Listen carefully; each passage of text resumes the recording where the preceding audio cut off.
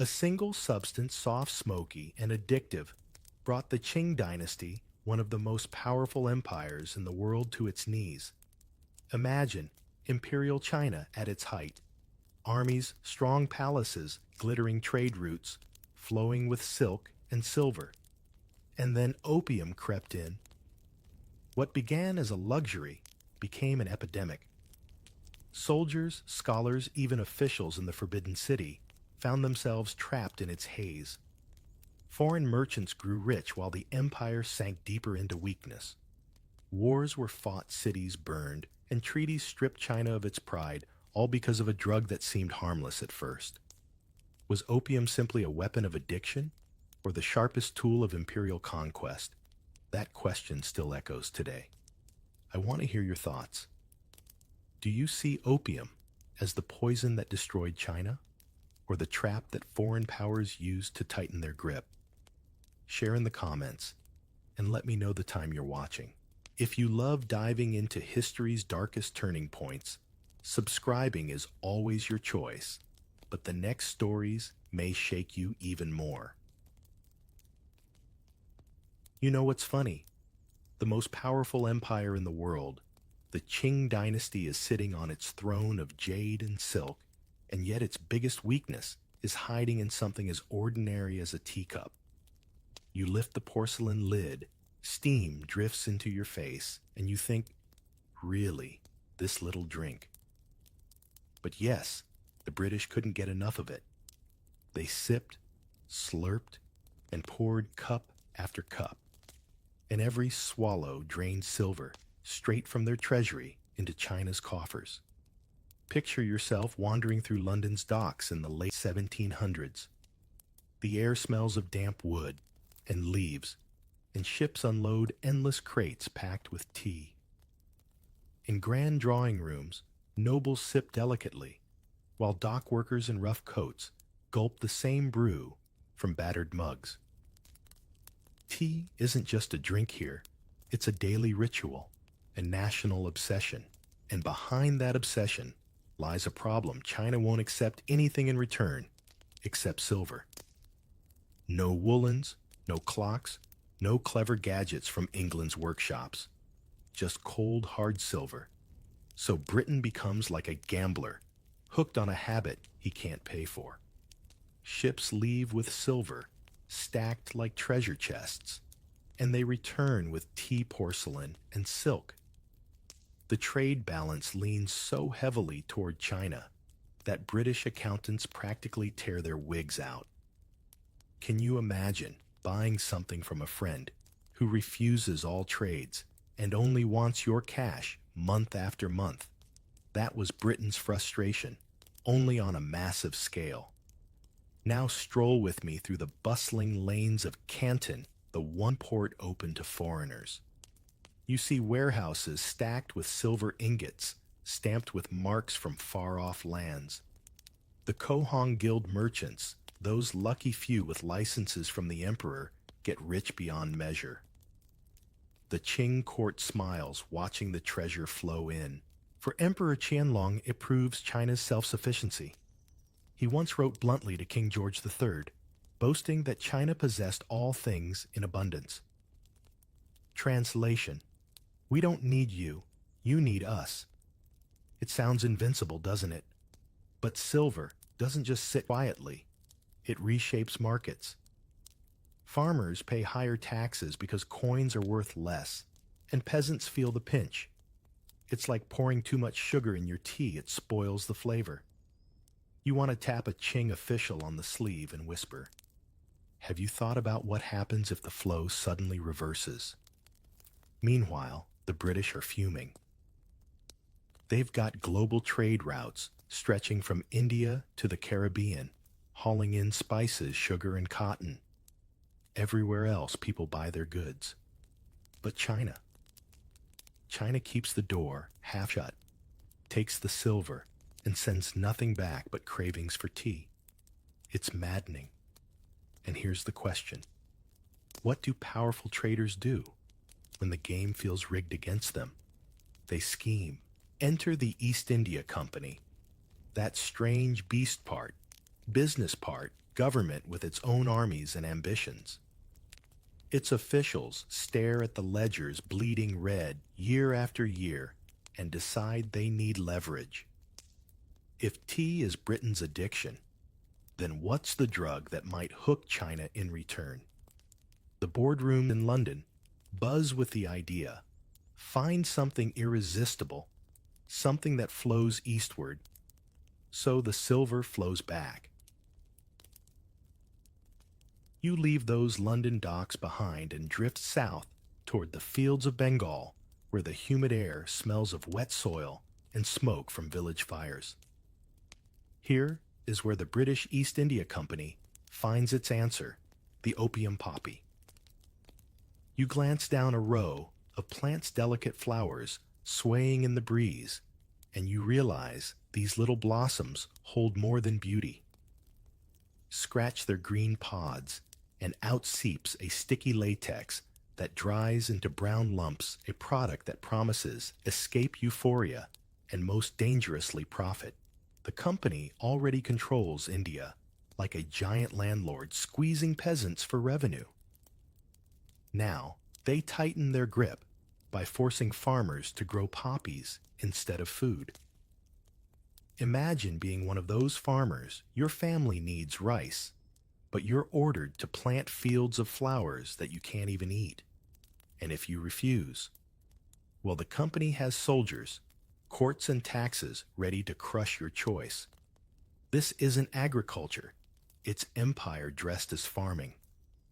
You trail behind a company officer as he inspects the harvest. Men in turbans scrape the pods, children carry baskets, and scribes tally every ounce of latex. Once processed, the opium bricks are sealed and stamped ready to be carted to the coast.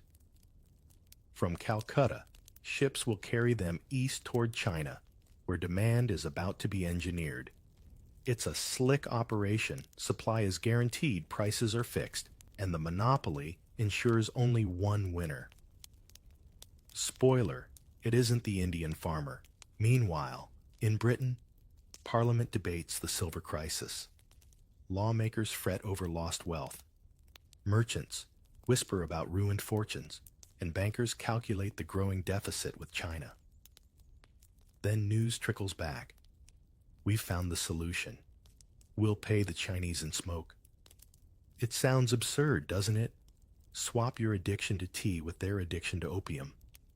But to a merchant, absurdity vanishes when profits appear. Walk with me into one of those East India Company offices in Calcutta. Maps line the walls, ledgers cover desks, and clerks scribble figures late into the night. Each entry represents more than money. It represents the tilt of global trade. One man mutters, "For every chest of opium we sell, that's silver we don't bleed."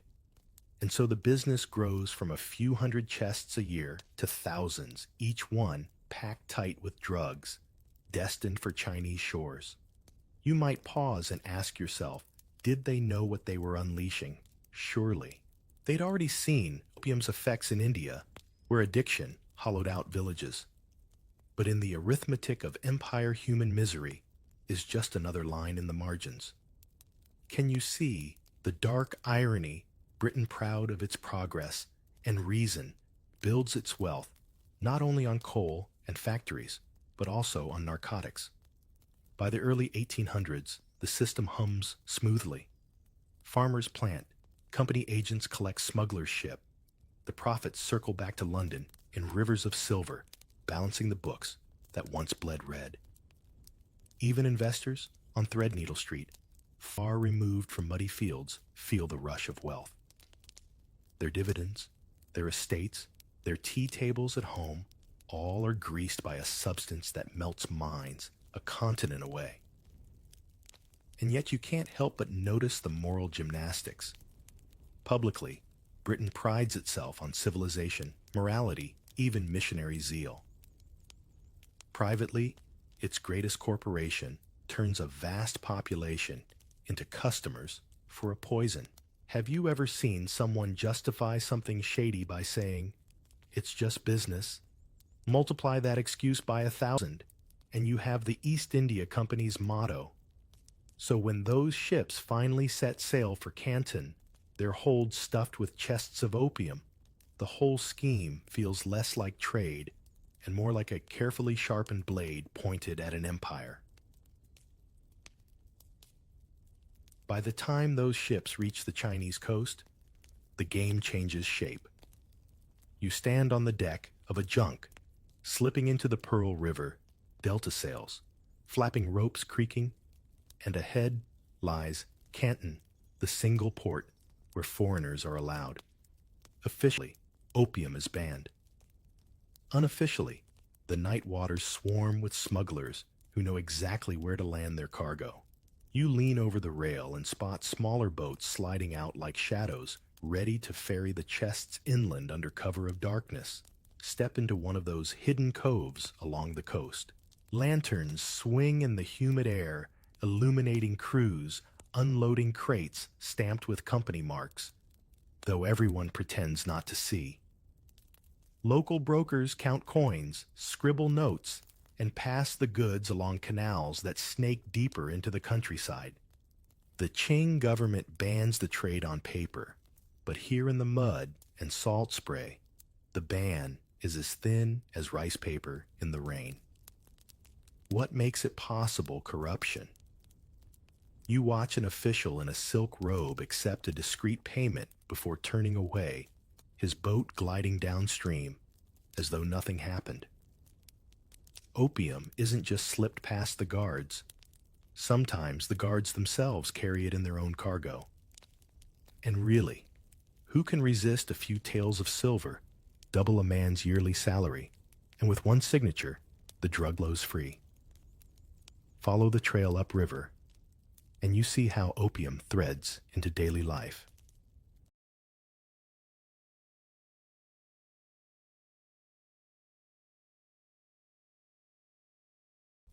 In market towns, brokers hide bricks of the stuff beneath piles of rice. In city warehouses, merchants blend it into legitimate shipments. Even high-ranking officials join the smuggling rings, each one pocketing their cut. Have you ever played a game where everyone cheats so openly that honesty looks foolish?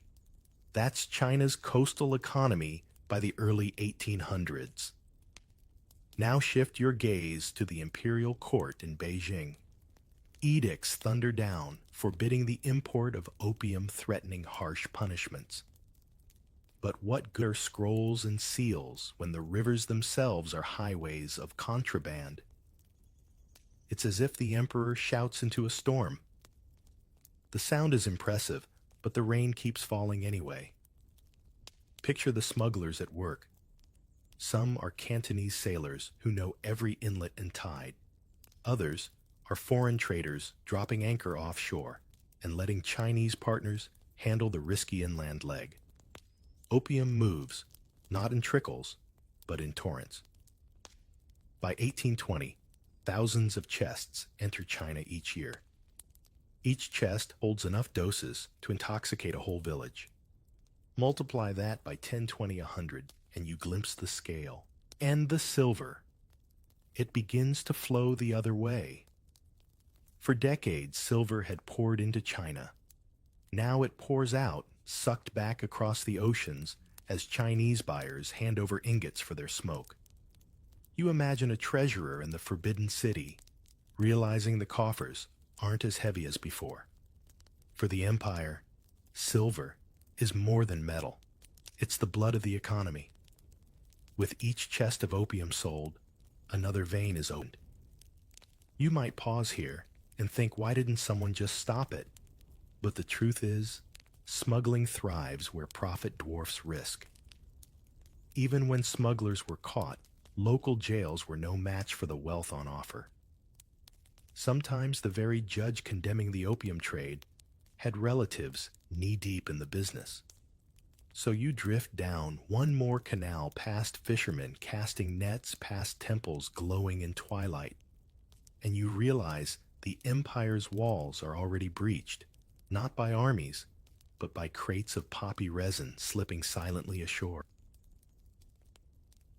You know what feels almost unreal, walking into a room where the richest scholar and the poorest peasant are side by side, both chasing the same dream through a curl of smoke. That's the strange world you step into now, the opium den.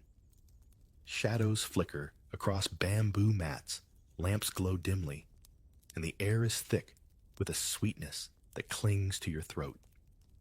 You tiptoe through the haze and watch bodies sprawled on low couches, pipes balanced between fingers, each breath pulling them further away from reality.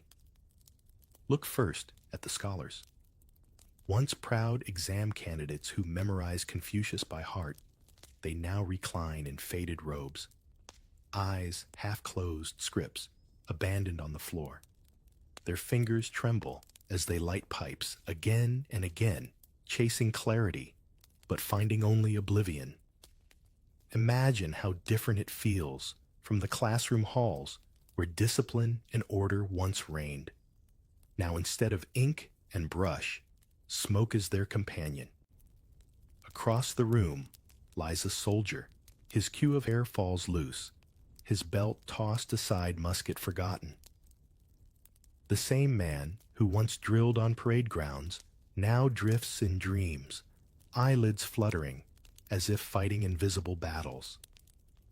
You can't help but think what happens to an army when its men are more familiar with smoke than with steel.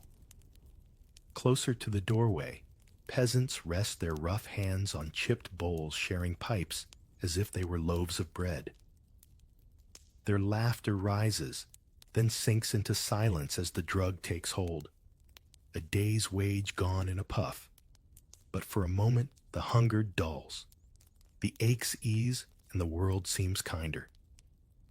Have you ever seen someone spend money they don't have on something they don't need, just for a moment's relief? That's the rhythm here. And then, of course, the merchants. They aren't here to relax. They're here to profit. You catch one smirking in the corner, tallying coins, while watching his customers collapse into dreams. He knows addiction breeds loyalty, and loyalty keeps the silver flowing. No speech needed, no persuasion necessary. The smoke does the selling. Wander deeper, and you hear coughing fits from an older man, his chest rattling, lips cracked. Opium doesn't just soothe, it chains. Families sell heirlooms to buy more children, grow up without food because their fathers can't quit, and officials fail at their posts because their nights are spent in haze. The den becomes more than a room. It's a mirror showing the empire's weakening spine. Even the atmosphere feels like a character in the story. The lamps burn low. The walls sweat with moisture. The floorboards creak under restless bodies. Every detail whispers of decay. It's not the collapse of a building you're watching. It's the collapse of willpower multiplied 1,000,000 times across provinces. And you start to sense the deeper danger. If the scholar forgets his duty, the soldier neglects his post, the farmer wastes his wage, and the official drifts into stupor. Then what happens to the empire that depends on them all? The den is more than smoke. It's a slow fire, and you can already see the embers spreading.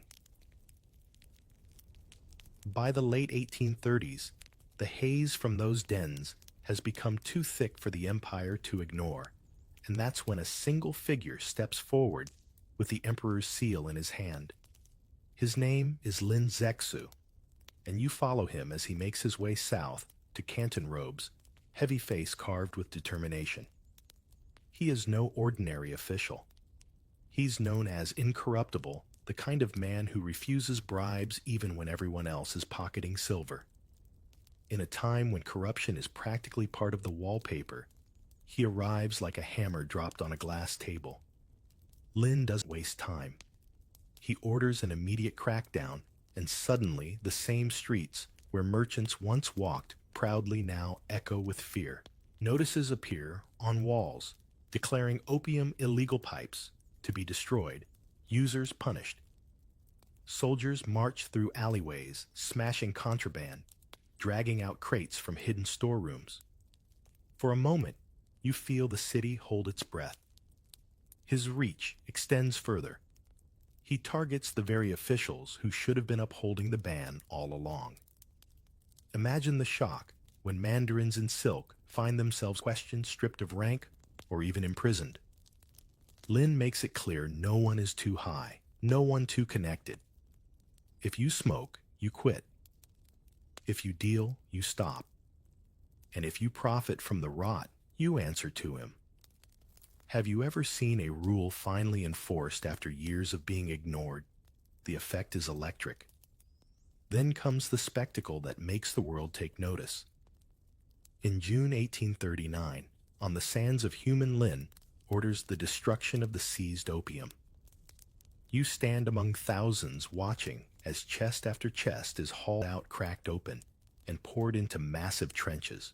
Workers sprinkle lime and salt water, stirring the mixture into a black, bubbling sludge. The stench is unbearable, acrid and bitter, carried on the sea breeze. 20,000 chests, enough to bankrupt fortunes, are dissolved into nothing before your eyes. It isn't just an act of law, it's a statement of defiance. But Lin doesn't stop with action. He reaches for words. In his study, he dips his brush into ink and writes a letter addressed to Queen Victoria. He appeals to morality, asking how Britain, a nation priding itself on law and virtue, could justify flooding another land with poison.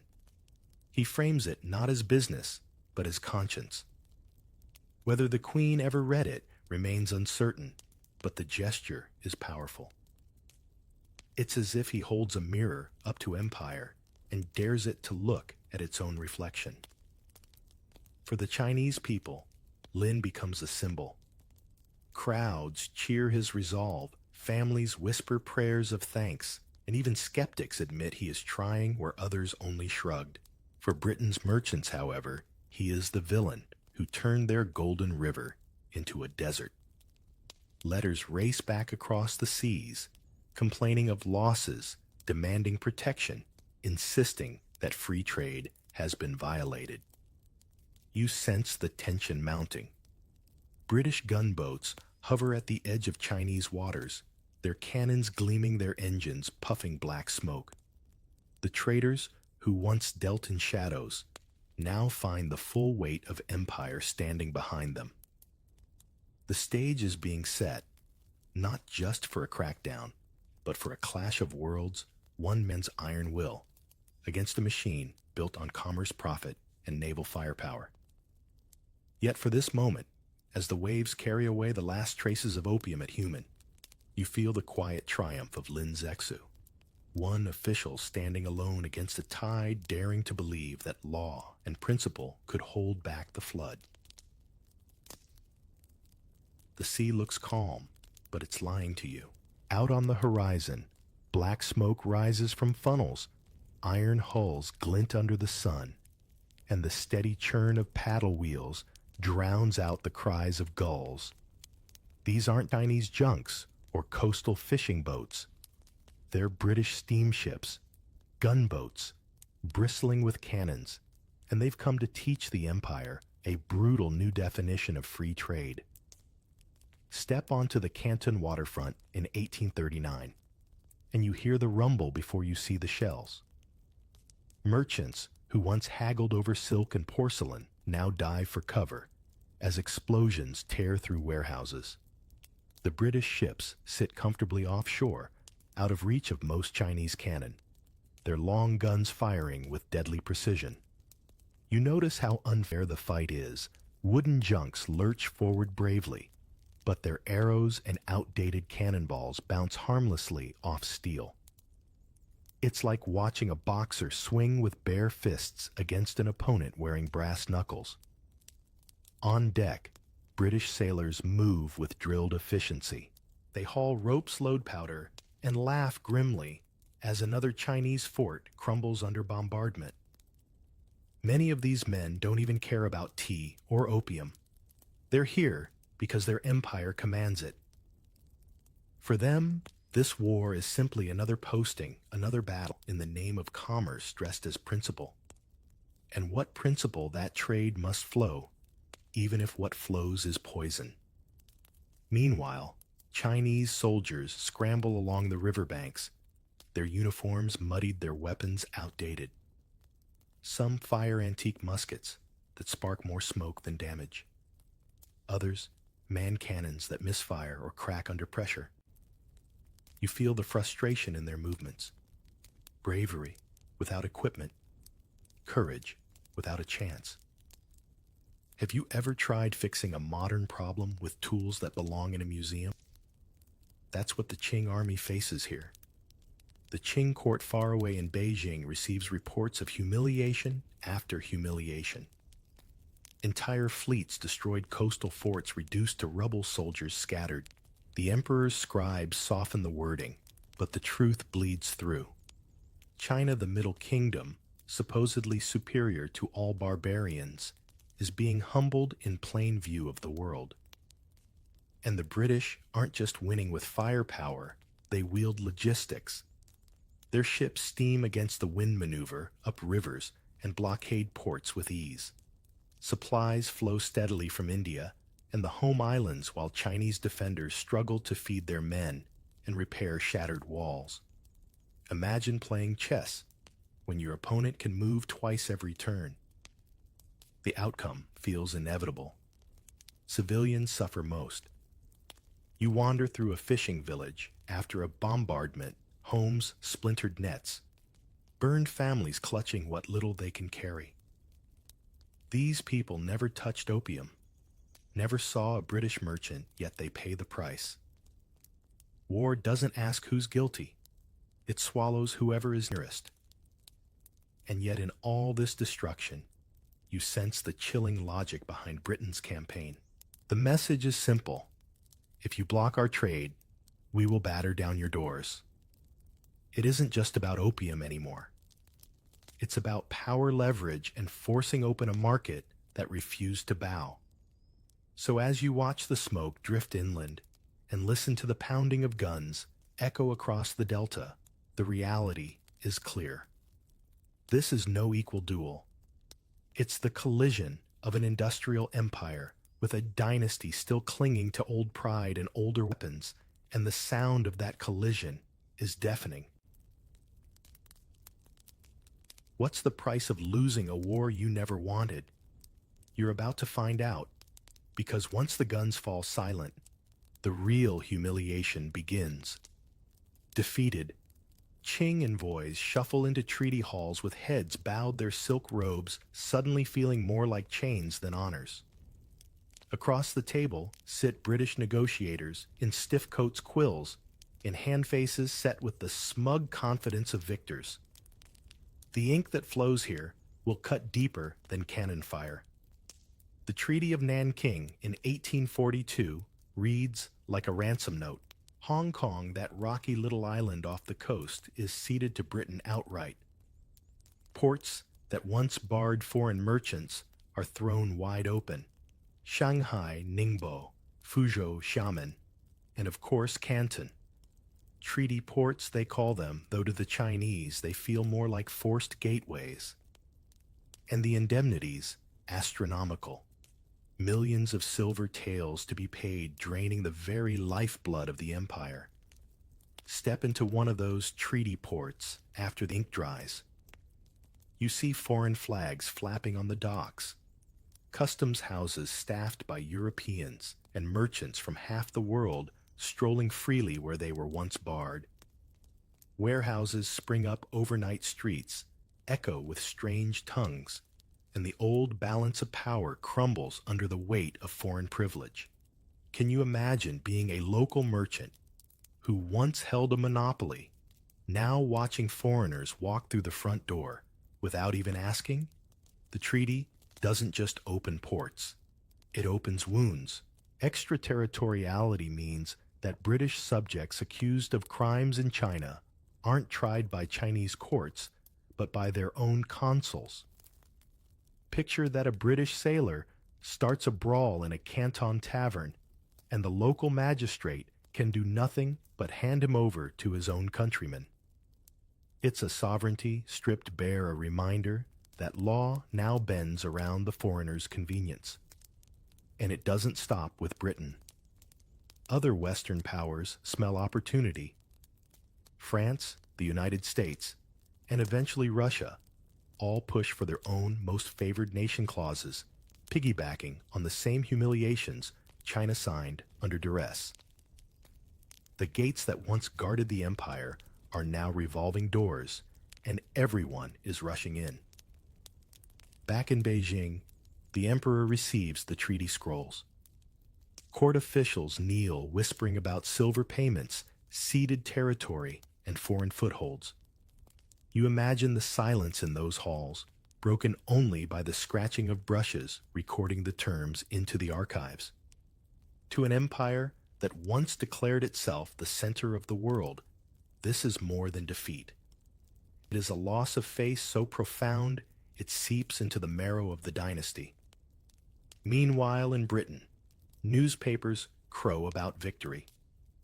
Politicians praise the defense of free trade, merchants count profits, and tea continues to flow into London teapots. Few pause to reflect that the price of their daily brew has been the humiliation of a civilization.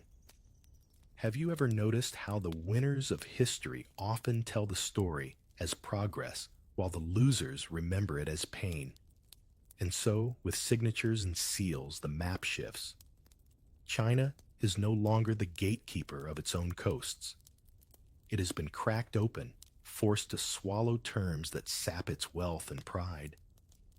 The cannons may have fallen silent, but the echoes of this treaty will ring for decades. Walk through the streets of a treaty port a few years after Nanking, and you don't just see flags and warehouses. You see the quiet wreckage of addiction. In alleyways, in farmhouses, even in government offices, men lie stretched out with pipes clutched in limp fingers. Their eyes glaze, their breaths shallow, and the world around them blurs into haze. The war may have ended on paper, but the real war is still raging in lungs and veins. Imagine entering a magistrate's office where petitions are stacked high, ink brushes dry, and yet the official slumps over his desk, lost in a dream of smoke. His decisions stall, his duties fade, and the people waiting outside grow restless. Multiply that by hundreds of officials across provinces, and the machinery of government begins to squeak and grind to a halt. How can laws be enforced if the lawgivers themselves are clouded step into a household in the countryside? A father sells his last heirloom to buy a lump of opium, promising himself it's the final time. His wife weeps quietly, hiding food from her own children, so they won't starve while their father feeds his habit. The family line weakens, debts pile high, and neighbors whisper about once honorable clans reduced to beggars. Have you ever seen someone trade their future for a fleeting moment of relief? That's the rhythm of countless homes now. The military suffers just as deeply. Soldiers once drilled with discipline now sneak away to dens, their rifles propped carelessly against the wall. Some are so weakened that they can barely march, let alone fight. When orders come to muster, the army is a shadow of itself, uniformed bodies with hollow eyes. Against foreign cannons and rifles, they are worse than unprepared. They are incapacitated. Merchants, too, fall into the trap.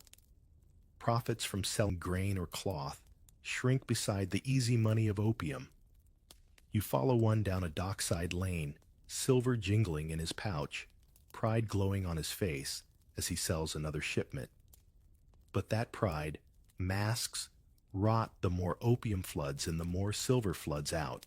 By mid-century, entire provinces bleed currency, leaving peasants scrambling to pay taxes with coins that vanish into smoke.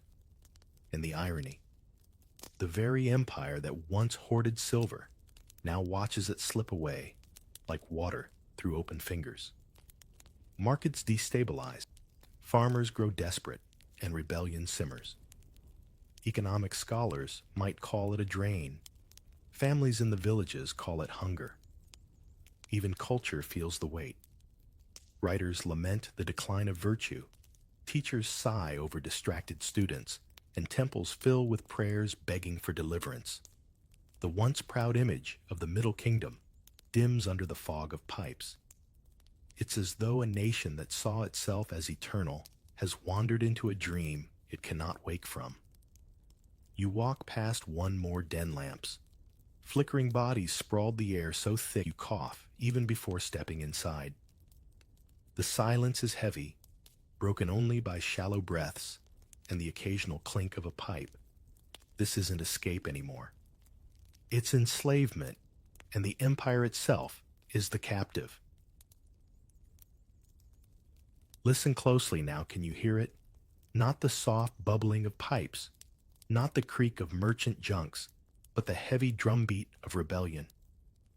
The misery that opium carved into villages and coffers has begun to swell into anger, and anger always looks for a banner to rally under. First comes the Taiping Rebellion. You find yourself in Guangxi province in the 1850s, where a failed scholar named Hong Xiuquan claims visions from heaven and declares himself the younger brother of Jesus Christ. Yes, you heard that right. He promises a new kingdom of peace, free of corruption, free of the opium rot that stains the Qing. Tens of thousands flock to him, peasants, tired of taxes, families broken by addiction, soldiers disgusted with their officers. Marching under strange banners, they sweep through the countryside, capturing cities, setting up courts, even minting coins. You glance back toward Beijing and wonder, how can an empire already hollowed by smoke withstand such a fire move forward a few decades? And you hear the chants of the Boxer Rebellion. This time, it's martial artists and peasants who believe their fists can stop bullets driven by fury at foreign powers carving up their land. Opium's presence lingers in the background. It's part of what fueled resentment, part of the humiliation that foreigners deepened with every treaty. When railways and telegraphs slice through villages, when churches rise where temples once stood, the people lash out, convinced they are avenging centuries of insult. But don't forget the smaller flames, too. Secret societies form in villages, whispering in tea houses about throwing off both the corrupt Qing and the foreign intruders. Some smuggle weapons, others plot assassinations. Every uprising, no matter how small, carries in its bones the pain of families ruined by addiction and silver drained into the sea. Have you ever seen a pot boil over, not because of one spark, but because the fire beneath it never stopped? That's China in the 19th century. And through it all, the Qing dynasty staggers. Soldiers are dispatched to crush rebels, but many are underfed, underpaid, and sometimes themselves under the haze of opium. Armies that once claimed divine mandate now struggle just to hold provincial capitals. The treasury, already drained by indemnities, empties further to fund campaigns that never seem to end. It's like watching a man already weakened by sickness try to run a marathon. Every step bleeds strength. You walk through Nanjing when the Taiping make it their capital. Streets are lined with banners of their heavenly kingdom. Markets bustle under strict new rules, and opium is outlawed with harsh punishments. Yet even here, contradiction lurks.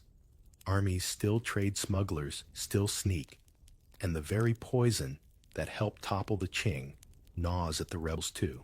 By the late 1800s, rebellion becomes almost a rhythm. Uprisings, flaring government, crushing foreigners, intervening, and opium always somewhere in the background, like a ghost haunting the stage. It is not just a drug anymore, it has become a symbol. To the people, it represents everything: stolen, health, wealth, pride, sovereignty. To the foreigners, it remains a commodity, a line in the ledger. And to the Qing court, it is both a curse and an embarrassment they cannot shake. The drums keep beating. Rebellions rise, rebellions fall, but each one leaves the dynasty weaker, shakier, more exhausted. The opium that once slipped in quietly through smugglers' hands now echoes in the cries of entire provinces demanding change. By the dawn of the 20th century, the Qing dynasty still wears its dragon robes, but inside the bones are brittle. You walk through the Forbidden City and see the same vermilion gates, the same golden roofs glinting under the sun, but the echo of footsteps across marble feels hollow. The ceremonies continue, yet you can sense that the stage is collapsing even as the actors repeat their lines. Decades of opium have carved wounds too deep for ritual to cover. The treasury, once filled with silver ingots, rattles like an empty chest. Officials shuffle through duties, their pens scratching half-heartedly across petitions while whispers of bribes fill the corridors. Soldiers stand in ragged formations, rifles' outdated banners drooping like wilted flowers. You look at them and wonder, how can this army defend against powers armed with steel warships and repeating rifles? Out in the countryside, the damage is written in the lives of families. Farmers remember when fields yielded rice instead of poppies. Mothers pawn jewelry just to buy food, while fathers caught in the cycle of smoke-leave households broken. In marketplaces, you hear stories of sons lost not to war, but to addiction of debts, crushing families who once lived with modest pride. The empire's collapse is not just in palaces. It is in kitchens, in huts, in the weary eyes of common people. Foreign powers encircle like vultures. Britain clings to Hong Kong. France presses in from the south.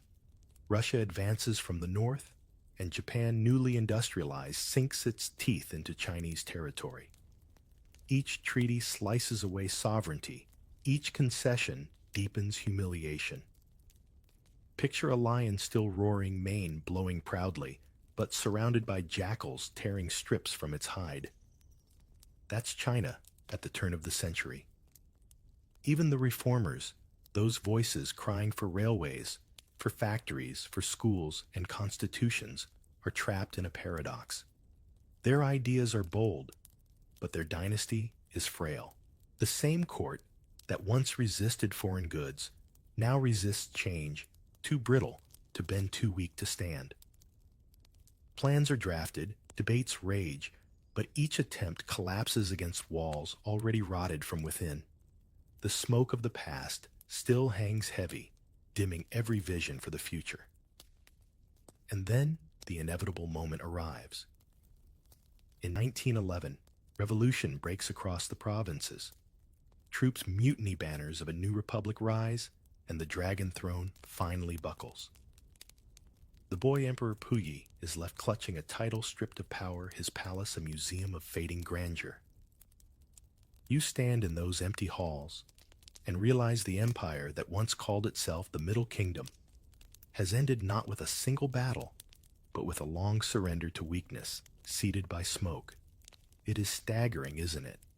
That porcelain cups of tea in Britain, poppy fields in Bengal, and smoky dens in Canton together unraveled one of the greatest dynasties in history, not with a sword strike, but with countless tiny choices.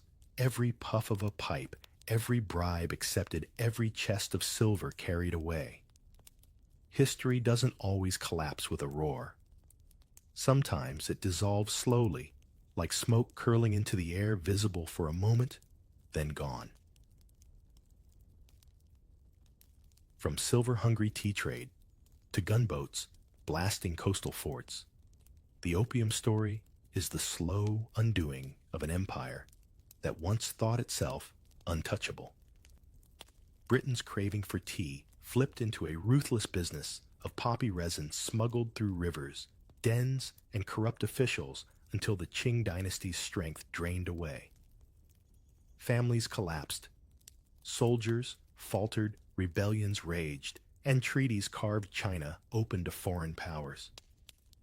The smoke of a pipe became the shadow of decline, lingering over every hall and village.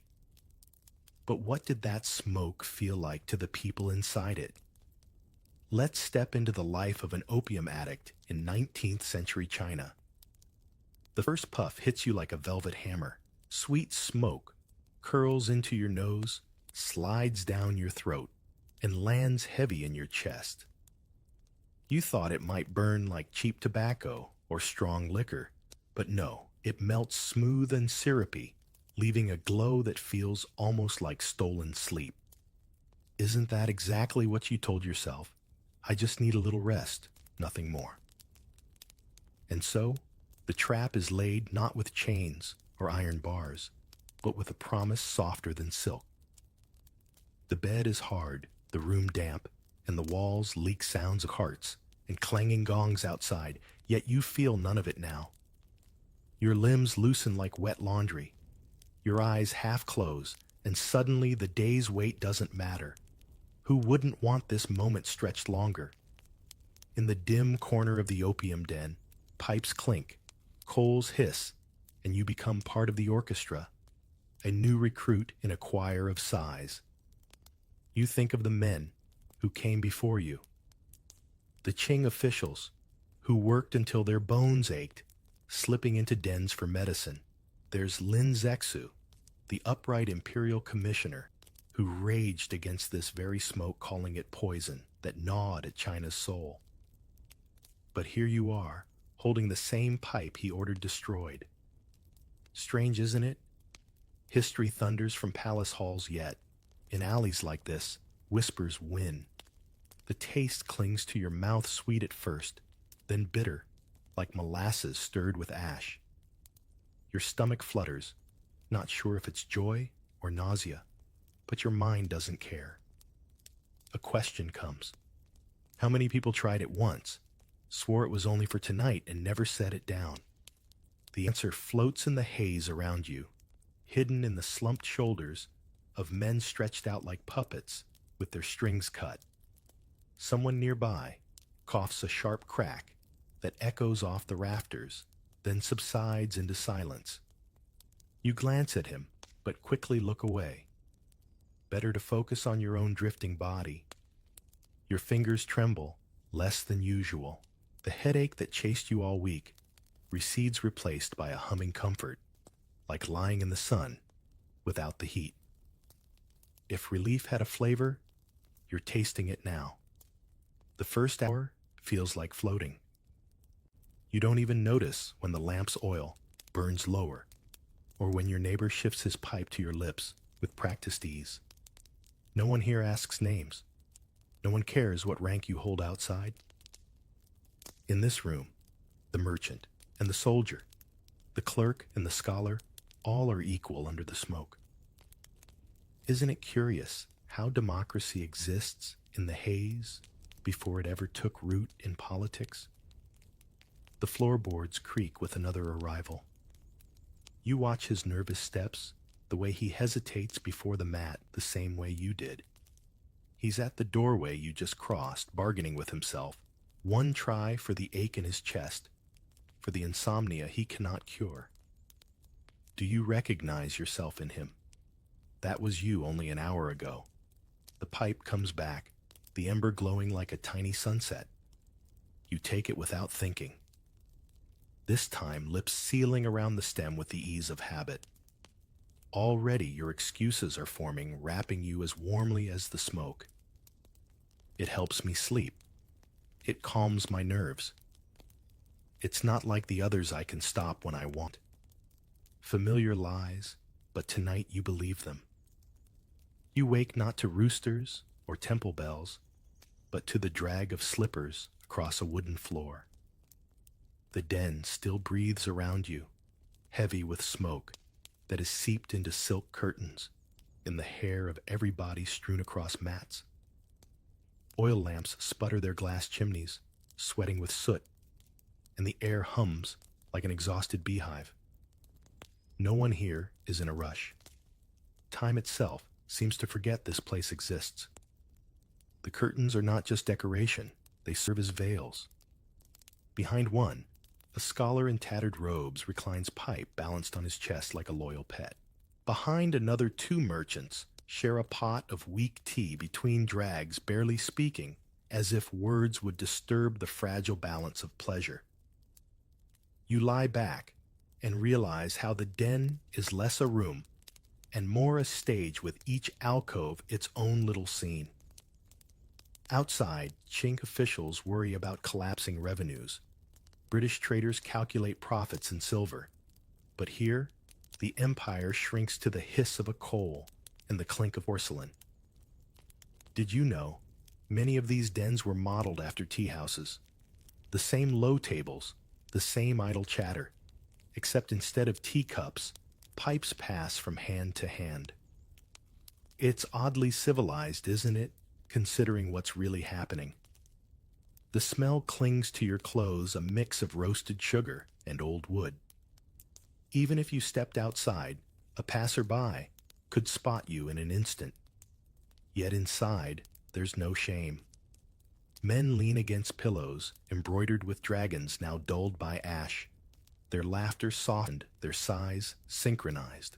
You're not sure whether to call it community or collective escape, but either way, it's persuasive.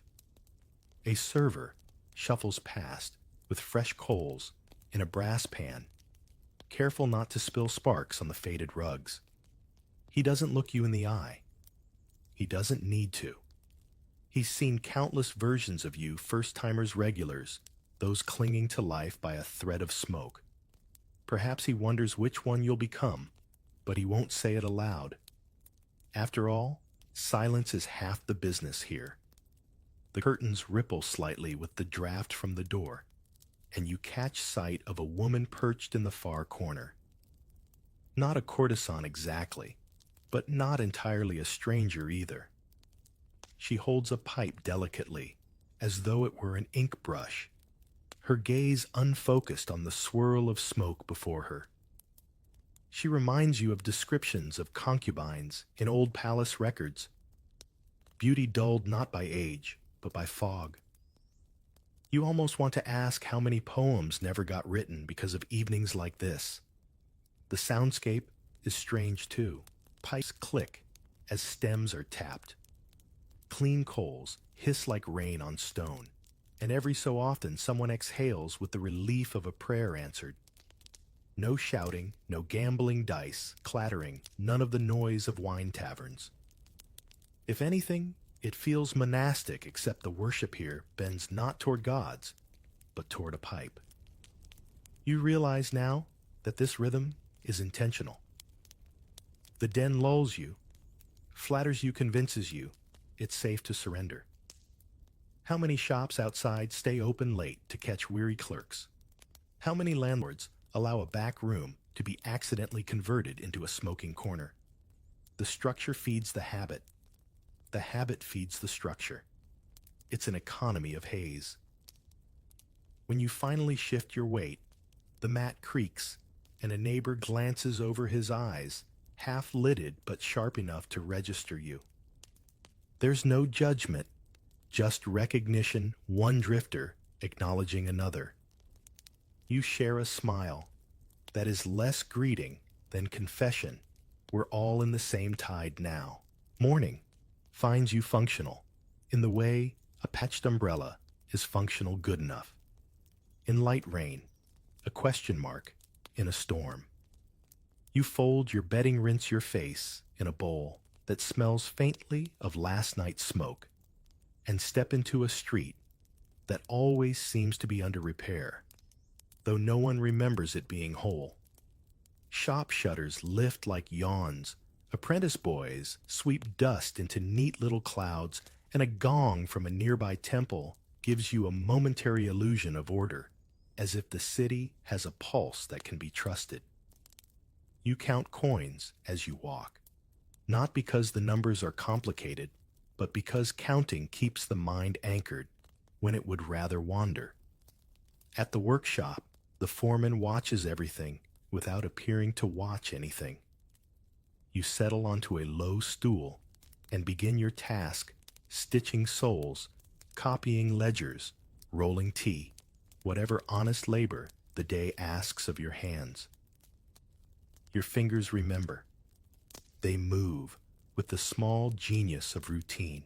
If anybody remarks that you seem calmer lately, you nod and smile and say, sleep is finally visiting again.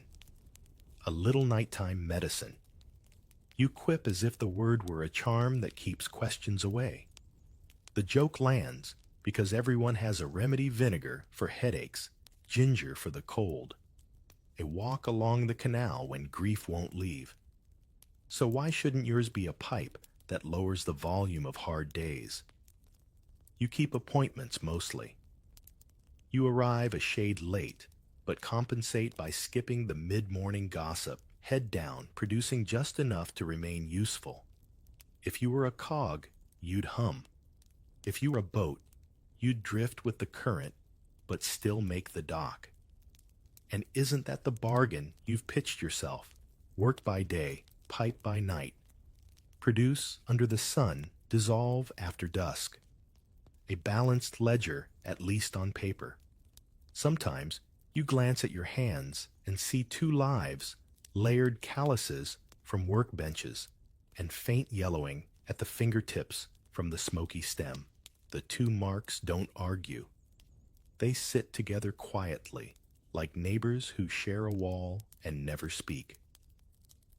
In that silence, you decide you've discovered moderation, a private middle path the edicts and sermons keep forgetting to mention. Commissioner Lin may have thundered once at the foreign hongs, but the thunder sounds smaller after a 12-hour shift when your back writes its grievances up your spine in cramped characters your brain can't erase. Midday, you take rice with pickled vegetables while the shop's accountant reviews tallies. He frowns. Silver seems lighter every month and mutters about tariffs and treaty ports and a world that arrived by steamship while no one was looking. You nod as if to say yes, the outflow of silver, yes, the deficit, yes, the new foreign cloth, undercutting local looms. It's not that you don't understand. You just keep your understanding on a low flame. The mind prefers one problem at a time, and yours has chosen the problem that comes with a sweet, smoky solution at dusk. By afternoon, your patience thins the way tea does when the leaves have been reused too many times. A clerk asks you to redo a page because an 8 looked like a 6, and you swallow the small flare of annoyance with a mouthful of lukewarm water. The body ledger, which you pretend not to keep, makes a quiet entry attention shorter than yesterday. You adjust by narrowing tasks. You break jobs into pebbles instead of stones. You perform in neat little bursts and collect a tiny pride for each finished piece, like a child pocketing smooth shells from the riverbank. There is a new boy in the workshop whose parents came from a county scorched by last year's drought. He is quick and eager and asks polite questions, the kind that let older workers feel wise. He shadows you once and notices how steadily your hand runs along a seam.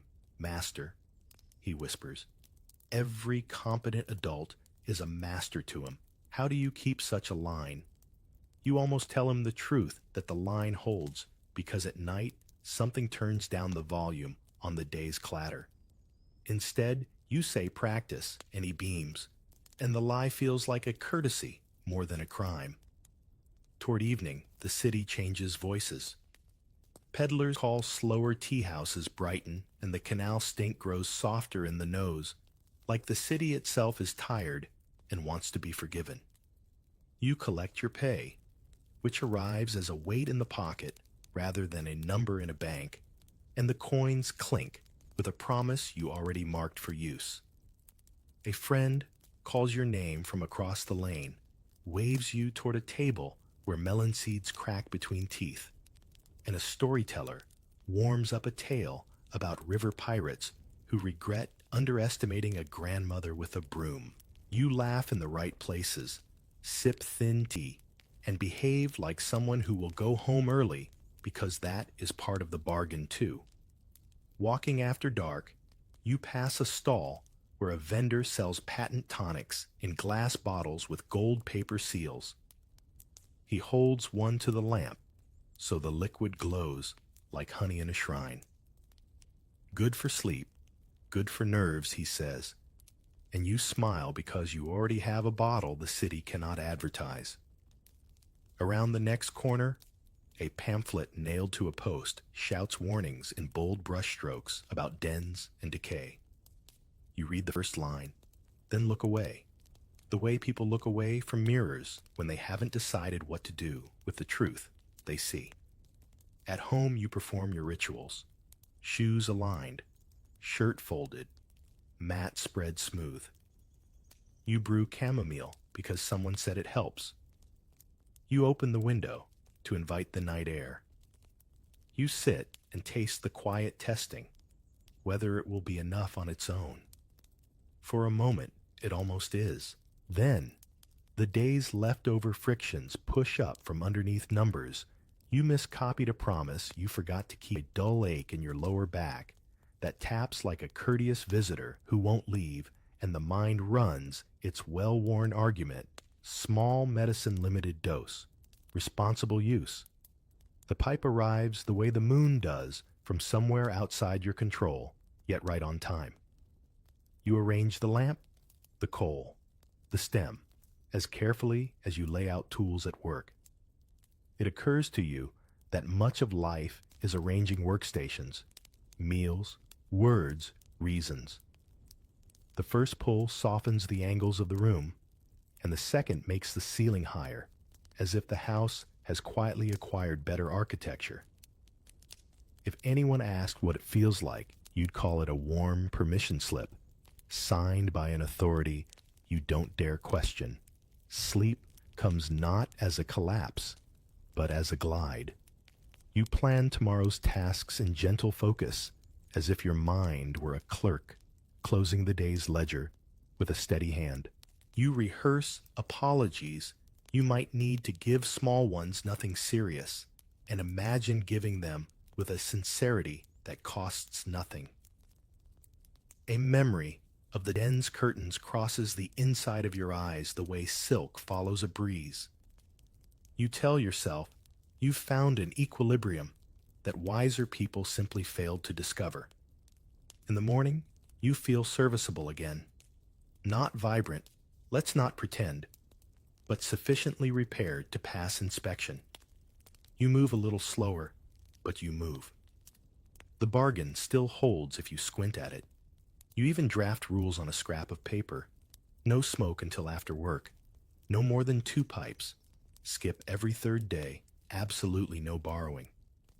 They look firm in the ink's first hour the way dam walls look firm in the dry season. You pin the paper near the window where the light can make the promises seem official. During the week, you test your rules like a merchant tests weights. Monday behaves. Tuesday, a neighbor with a neat mustache and an easy grin invites you to a corner room. You haven't tried. Quieter and cleaner. He promises where the mats don't scratch and the coals last longer. Wednesday, you accept, because refusing would be rude, and because the day had more frictions than usual, and because you are, after all, still keeping your job and paying rent and buying rice. Thursday, the rules are edited in pencil. Friday, they're smudged. A missionary passes through the alley one afternoon, his accent loping his eyes, tired in a way that suggests he has seen more loss than argument. He speaks of new schools, and a book that offers rest for the weary. You listen with the politeness you give any sincere craftsman and wonder briefly whether his rest is anything like yours. He offers a pamphlet. You accept it. Later, you find it neatly folded under the lamp, a white square, like a piece of unspent daylight. The month rolls on, and your work remains acceptable. The foreman nods to you. The new boy still glances at your steady seam and calls it a miracle of practice.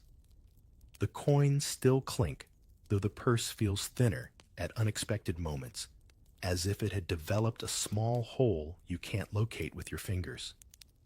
You tell yourself, this is the price of sleeping without chasing thoughts until dawn, a fee that buys the hour when the mind finally quiets and the chest unties its knot, and you remind yourself that bargains once made prefer to be honored, even when the ink has faded a little on the paper by the window.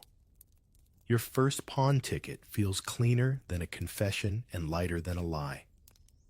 You tell yourself it's not selling. It's temporary storage the way so many shop signs phrase it. Deaning a place to press something down today and lift it back tomorrow. The counter smells of cedar and old ink. The clerk's abacus clicks like a cricket with perfect rhythm, and you slide your winter jacket forward as if submitting a petition to the state. The clerk weighs the cloth with 2 fingers, lifts the lining to check for hidden silver, and names a figure that manages to be both generous and disappointing. You nod. He writes. You press a thumbprint, and the paper ticket lands in your palm, thin, yellow official, as a passport to next week. Pawn tickets in this city are everywhere, tucked in sleeves like spare handkerchiefs. Some people keep them folded inside prayer books. Others tie them to a belt cord, so they won't forget the last day to redeem. You learn the rules. Fast interest by the month, a grace period if the shopkeeper likes your face, a harsher rate if he doesn't. Clothes are the favorite collateral because they're easily stored, neatly cataloged, and quickly resold when winter turns poor families into customers. You watch a woman ahead of you exchange a hairpin for 2 strings of cash, her expression flat in that practiced way people get when necessity becomes routine. You exit feeling newly solvent, which is to say, not wealthy, but mobile like a cart with a fresh axle. The coins tap your thigh with each step, promising coal for the stove and rice that doesn't need stretching. You tell yourself you'll retrieve the jacket before the first cold wind, and that this is a bridge, not a destination. Isn't that how bridges work? After all, useful, precisely because they are temporary. By afternoon, you've broken a string for small purchases that make a tight day, less tight oil for the lamp, a handful of peanuts for the new boy at work, a bundle of kindling that spares you a long walk. If a friend spots you counting and asks how business has been, you offer the truth in a harmless shape. Wages, steady prices, higher life, a little pinched around the middle. He nods, because his story rhymes with yours, and you both pretend not to notice the ticket peeking from your sleeve like a shy witness. Pawn shops multiply in hard seasons the way mushrooms do after rain. Drought last year pushed villages toward the city famine. In a far province traveled invisibly along trade lines, and the outflow of silver through the treaty ports tugged at everyone's purse without asking permission. Meanwhile, the pawn offices stayed mercifully predictable, a counter, a clerk, an abacus, and a ledger that never forgets. Stability, you discover, is a product someone can sell.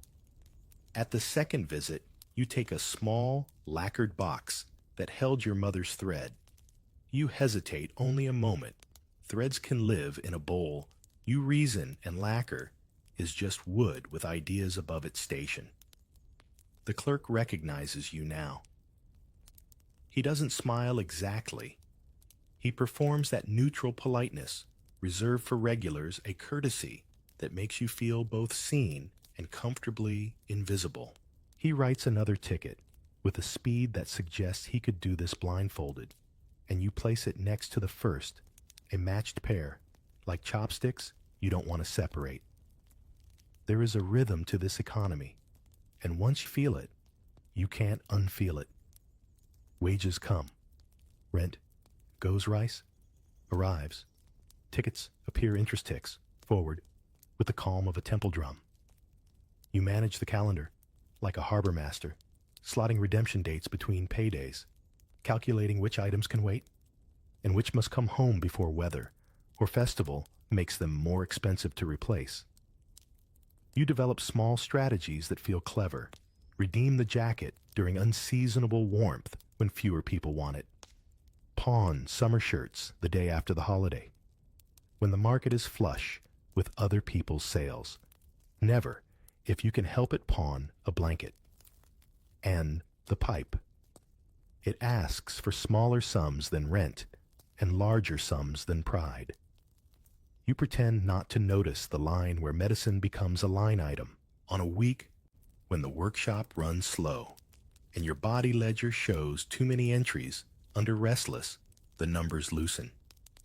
You tell yourself you'll make it up next week with fewer pipes, and then you take a ticket to bed like a book you promised to finish. One evening, you meet a former clerk from a pawn office who explains the hidden arithmetic. Good cotton gets more than bad silk, he says, tapping the table for emphasis because cotton sells when silk sulks. He describes redemption curves, how winter coats return to owners just before frost, how sentimental items accidentally become inventory because timing is a tax people forget to calculate.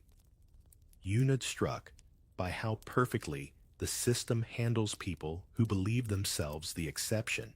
Isn't that the quiet genius of good business? Never argue, only wait.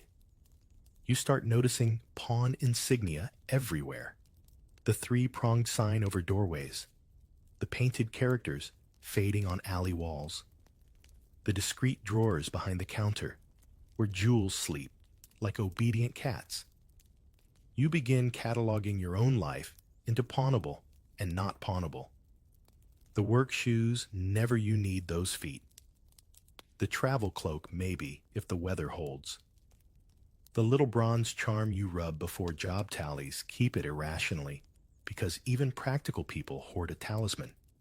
Sometimes you redeem and feel a rush proof that you are still captain, not cargo. The jacket comes home.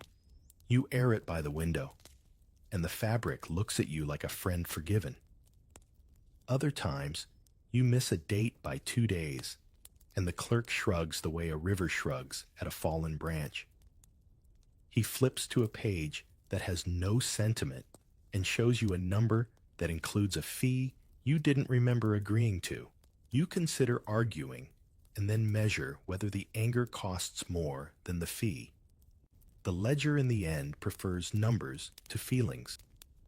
A neighbor boasts that he has cleverly used 4 shops at once to avoid suspicion rotating items, so no single ledger knows the whole of him.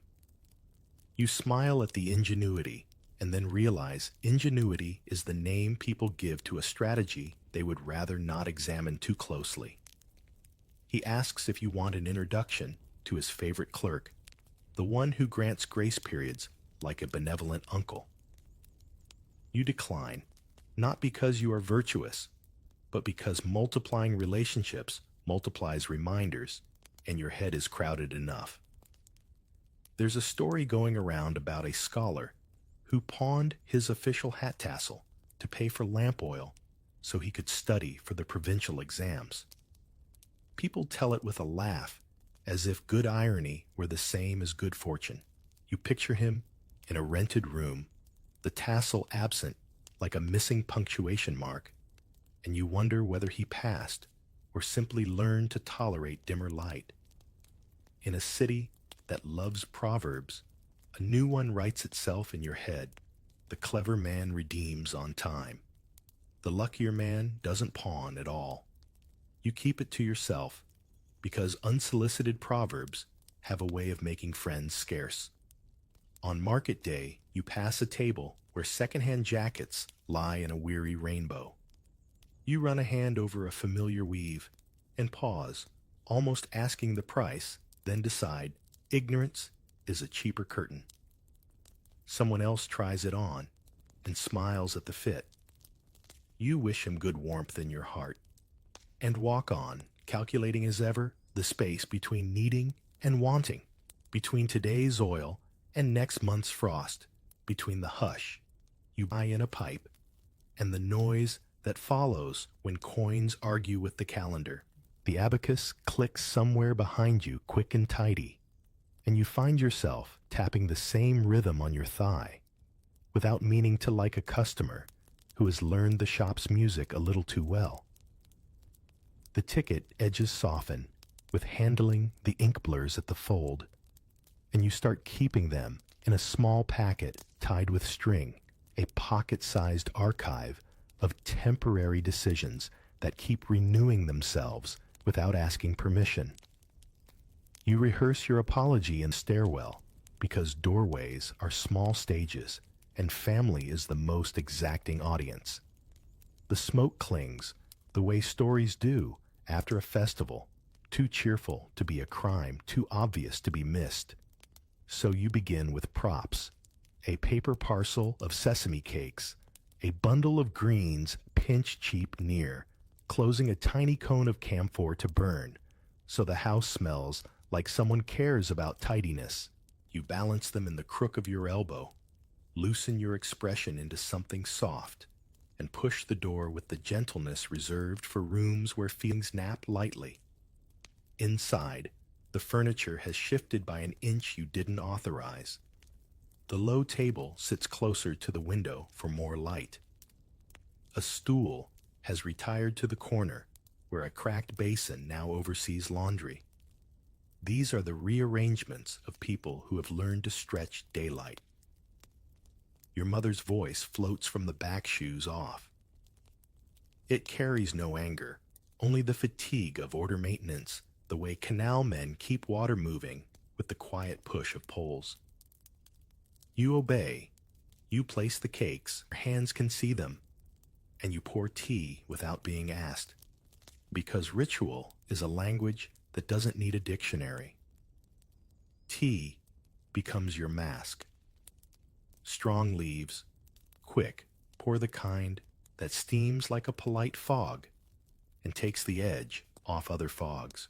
You add dried tangerine peel shenpi because somebody swore it scrubs the breath, and you tilt the cup as if scent obeyed geometry. The flavor goes bittersweet bitter, and you tell yourself that's just life condensed into a sip. Long day, you say to the room in general, which is almost always true, and therefore almost always safe. Your sister studies you over her thread box, the way accountants study columns, alert for tiny misalignments. She doesn't interrogate. She keeps stitching and waits for the numbers to explain themselves. On the shelf, the family tablets catch a slant of light gold characters blinking like elders who know you're hiding something but prefer to let you confess on your own time. The house smells like boiled rice and yesterday's cabbage. Beneath it, if someone loved you, once they would find the sweet ash note you tried to drown in tea. You talk work first, harmless, measurable things. The foreman's mood, the new boy's speed, the rumor that wages might shift after harvest. You set out the sesame cakes like proof of solvency and tear them into quarters so your mother can accept one without needing to negotiate generosity. Domestic diplomacy rests on flour and sugar more than on speeches, and you are not above bribery when diplomacy makes rooms less brittle. There is a child visiting from the next room, cousin to somebody, and he studies your fingertips as if they keep secrets. Why are they yellow? He asks, clear as a bell you forgot to muffle. You smile at the bravery of small people and say you've been working with lacquer again. It's not convincing, but it gets an approving nod from your mother because she prefers plausible fictions to awkward truths at dinner time. The child accepts the answer with the solemnity of junior officials and returns to his twine and pebble game verdict filed. You collect tasks as penance, fetch water, sort rice, check the window latch that's been temperamental. At the well, you join a queue of neighbors who exchange weather complaints like lucky coins. A woman mentions a raid last night in a lane 2 streets over. A man claims he saw officials carting out pipes like captured serpents. He tells it with relish, a street theater performance with wide arm sweeps, and everyone clucks the appropriate clucks. You nod in rhythm, own no opinions in public, and return with water that catches the evening, a silver bowl moving slowly, because you do not want to spill. Back inside, you air the room, the way the city airs rumors. Window open, a careful whiff fan wafting with nonchalance. You drop a few grains of tea onto hot iron, so they smoke a little, a common trick, and wave the pan as if renewing a contract with fresh scent. Your mother watches from the bed edge, the way captains watch a shoreline measuring currents. You look thin, she says, and you reply with a smile practiced in markets. Polite, deflecting, stamped with the promise that you are managing. Dinner is ordinary and therefore precious. Rice that doesn't stick greens with garlic, a sliver of salted fish that makes the whole pot seem richer. You eat carefully, neither greedy nor saintly, because appetite is a barometer people read without training. The conversation wanders across safe hills, who married whom, which neighbor's daughter passed her characters, whether the price of charcoal will behave this winter, and you steer when necessary like a gondolier in crowded water, bumping a little here, gliding there. After bowls are stacked, your sister lifts a cloth pouch and unties it with the gravity of a clerk unlocking a drawer. Inside, pawn tickets. The sight lands like a cough in a quiet room. She doesn't scold. She sorts them by date, the way anyone sorts obligations, and asks calmly, which can wait, which cannot. You admire the question even as it needles you. Together, you make a plan that looks briefly like competence. You will redeem the blanket first, then the jacket, then if work holds steady, the lacquer box. She writes the dates in neat columns, because clarity is a small mercy most households can afford. There is a neighbor whose husband takes medicine more publicly, and sometimes his arguments come through the thin wall like a ragged flute. Your family pretends not to hear. You all become very interested in the condition of chopsticks and the location of the salt jar whenever his voice rises. The neighbor woman knocks soon after, cheeks bright with the effort of appearing unbothered. She borrows vinegar, returns it with a sweet potato, and thanks your mother for the kindness she has come to expect. You think households keep each other upright the way boats in harbor break each other's waves. On the shelf rests an old court circular your father once saved news of Commissioner Lynn's grand destruction in Canton years ago, an edict copied and reprinted heroics in ink. Your mother sometimes touches the edge, as if bravery can be absorbed through fingertips. Tonight she does not. She folds towels instead and asks whether you will come with her to the temple on first market day. She names no reason. She doesn't need to. Some errands are about logistics, others about gravity. You say yes because no is too heavy for this room. You brew another pot and pour for her first, then your sister, then yourself. in that order, because order is what makes houses feel less temporary. The tea blooms dark and forgiving. You speak of small repairs the roof might need before the rains of the peddler, with decent needles of a cousin's letter claiming prospects in a port city you distrust on instinct. Ports make men rush. Your mother says simple as a proverb. She eyes your cup and adds, and rushing rarely builds good walls. A draft sneaks under the door, bringing smells from the lane, soy lamp oil, a hint of incense from the neighbor burning for his father's memory. You remember when incense smoke meant prayers and festival laziness and not other things. You wonder, in a quiet corner of yourself, how long a scent can be schooled into innocence once it has learned another meaning. Does your house notice the difference? Or is that just your own mind turning screws? It cannot loosen. You clean ash from the lamp with quick, efficient strokes and listen to the night turn its pages. Your sister hums to herself as she darns a sleeve.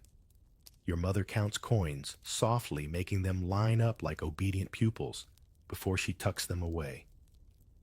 The little household machine purrs, not rich, not broken, just busy, which is a kind of luck. You'd think of clever sentences you might say that would balance the room like a carpenter's level, and decide for once to speak less. A thin knock comes 2 taps, pause 1 tap, the landlord's rhythm. He steps in with the careful courtesy of a man who wants rent without inheriting your sadness. He studies the ceiling with great interest while you and your mother find the pouch. He notes the tally in a small book, whose neatness you envy. You promise next week for a sliver that remains, and he nods with the indifference of weather. He leaves a reminder in words as soft as cotton and goes his sandals whispering across the hall. You set out bedding and check the window again. The night insects begin their tiny orchestra. Your mother tucks a cloth around her knees, the way old habit tucks around old bones. Your sister covers the thread box and slides it under the bed as if protecting a treasure chest from curious pirates. You sit at the table with the last of the tea and lay a pawn ticket atop the others so it can learn its place in the family order. A rectangle of paper made respectable by the dignity of being face square to the table's edge. The lamp lowers its voice, and you count breaths, the way you used to count coins, slow and deliberate. On the shelf, the quart circular glows like a slice of yesterday's sun. The curtain sways a little enough to make the room look like it's breathing with you, and you watch the edges of things soften as the evening folds itself into the next hour without asking anyone's permission. You start keeping 2 ledgers now, though only one lives on paper.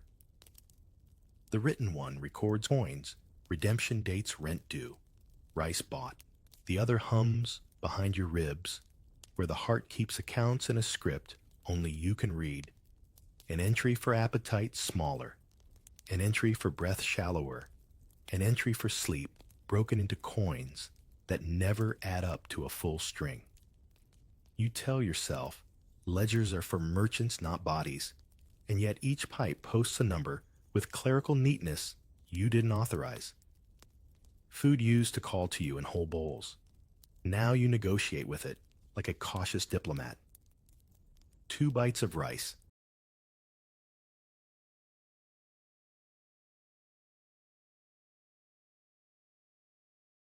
3 sips of soup, a polite nod to greens. The first mouthful tastes fine. The second arrives already bored. You push the bowl away and claim the weather stole your hunger. The new boy at the shop grins and slides his portion toward you, hoping to grow faster by sharing with the senior. You wave him off, pretending generosity.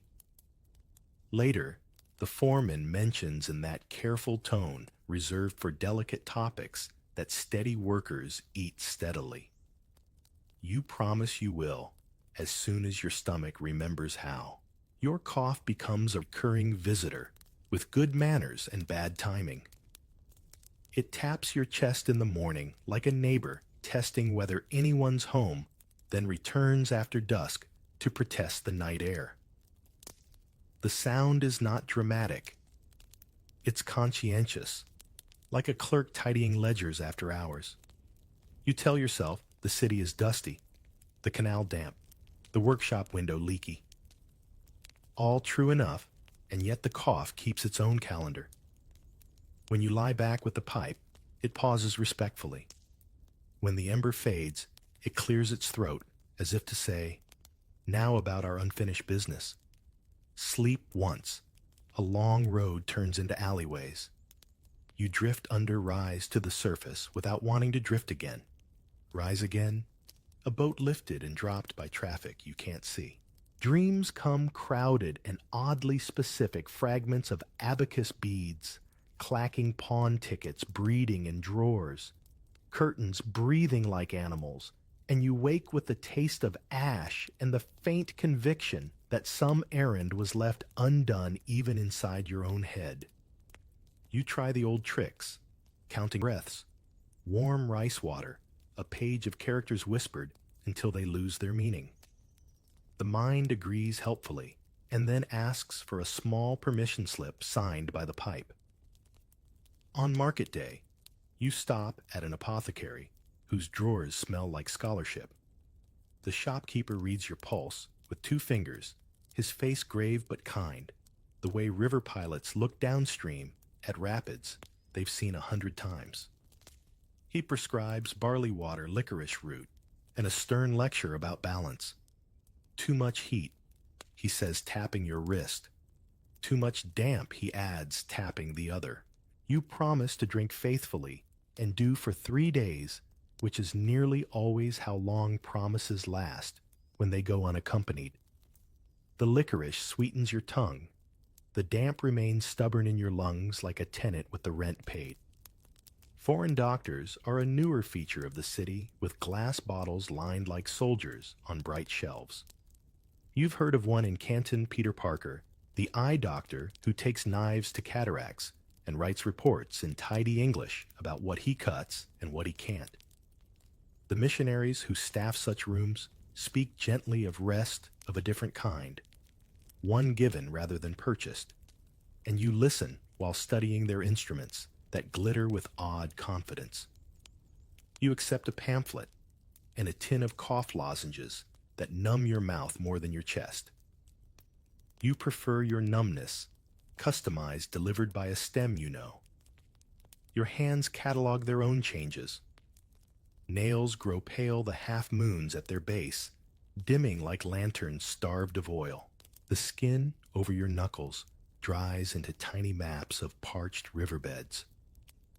When you lift a sack at work, your arms tremble earlier than they used to the muscles writing protest notes. You file in the folder labeled later. If you are honest, stairs steal breath they never used to charge for. If you are less honest, you choose routes with fewer stairs and call it scenic. The mirror, which you've been careful not to consult too often, becomes a stricter archivist than memory. Cheekbones step forward, like officials inspecting a parade. The whites of your eyes gather a faint tea tint that doesn't rinse away. When your sister adjusts your collar one morning, her fingers pause at your neck, measuring something she chooses not to name. Eat the egg, she says, pushing it into your hand. You do obedient as a schoolboy and imagine the yolk restoring yellow to your spirit. It doesn't, but it gives your mouth a break from the taste you carry around like a private seasoning. Work adapts to you, even as you adapt to work. You switch to tasks that reward neat attention more than sustained force. Copying becomes your refuge, a kingdom of numbers, where correctness is a kind of mercy. You find rhythms that suit a narrowing focus. Tally, breathe, sip, tally. When the foreman rotates assignments and the heavier work returns, Your shoulders talk back like veterans recounting battles they don't want to revisit. You furlough them with another small permission slip stamped in smoke. Rumors of crackdowns arrive like weather. A magistrate's nephew goes righteous for a month. A squad of uniformed men discovers a den that everyone already knew about. Pipes are smashed with theatrical efficiency. A notice is pasted on a wall that pigeons will decorate by morning. During these bursts of official conscience, you walk straighter, practice your best innocent breath, and remind your body to imitate health with vigor. It does impressively, as if your ribs had rehearsed for such inspections. When the season of zeal passes, your imitation relaxes grateful to be off stage. You try other remedies because people who mean well have recipes ready. A cousin swears by bitter melon, charred to near ink to frighten the damp. A neighbor recommends soaking feet in hot brine until the soles complain. Another has a rope-rolling trick to wake the gut like a sleepy dog. You rack up 3 days of improved appetite, a week of quieter lungs, then a night when the window creaks just so, and the pipe offers to put a warm blanket over the noise, and you accept with the dignity of someone who appreciates comfort. Constipation, which no one likes to mention in polite company, enters the story like a bureaucrat quiet, persistent paperwork in order.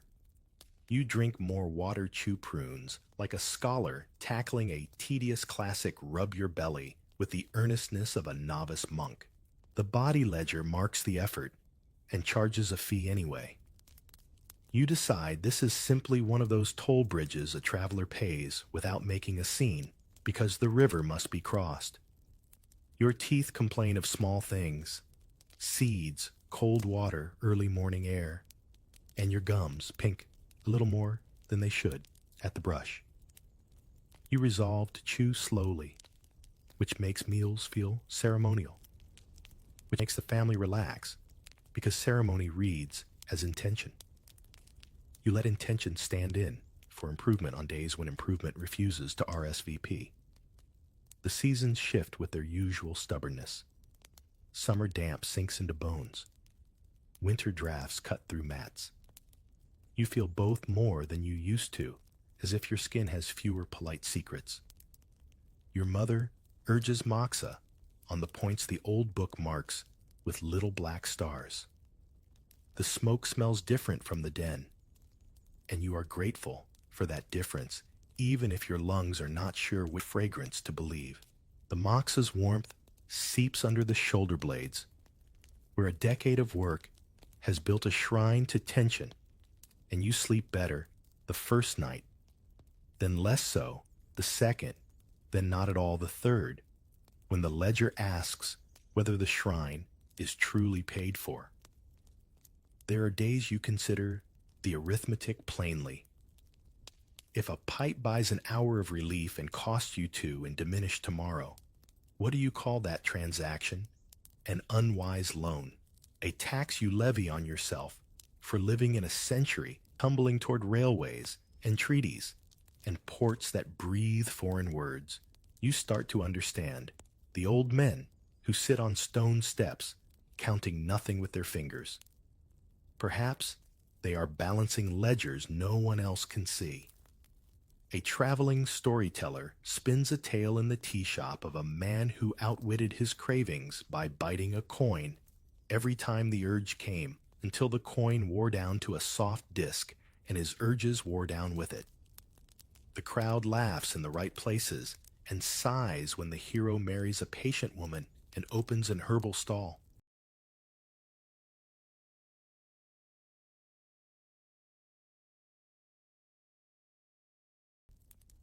You clap lightly the way polite patrons do, then catch yourself touching the coin in your sleeve as if metal might learn new tricks by example.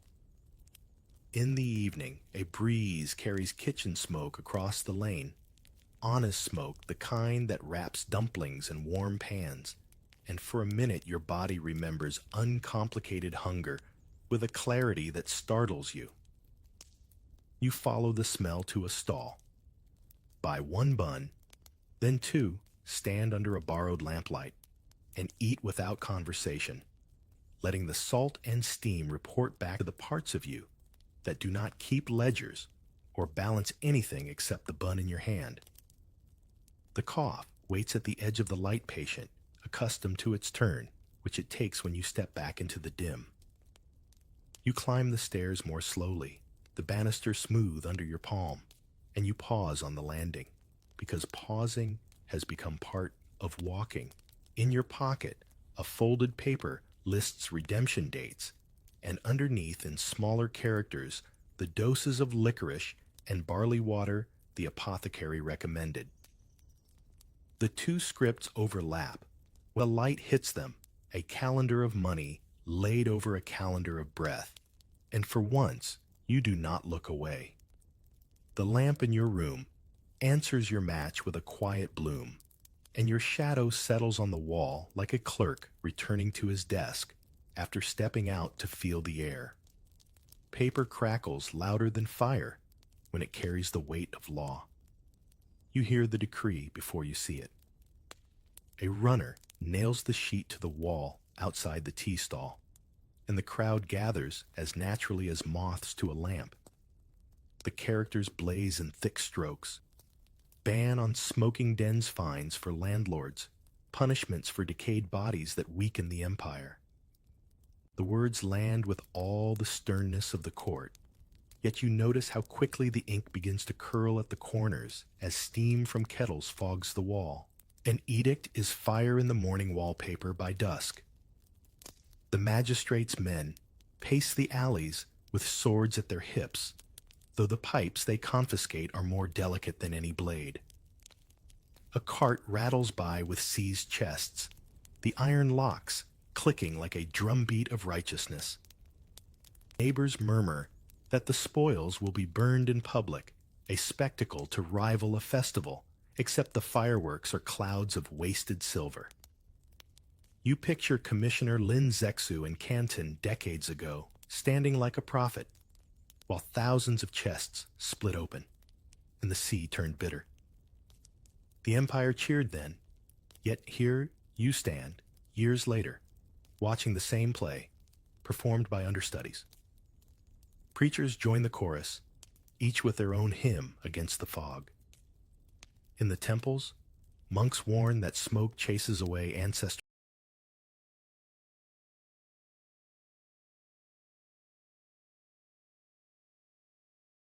blessings.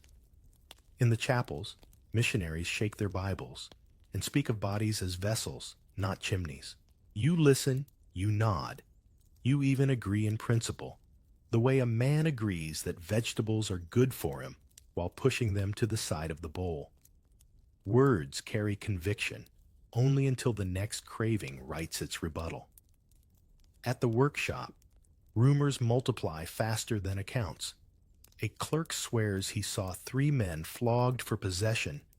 Another insists it was only one, and the flogging symbolic.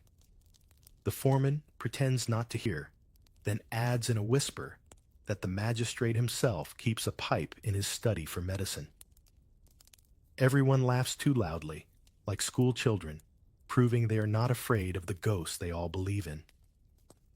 You laugh too, though the sound tastes sour in your throat. You try to live straighter in those weeks.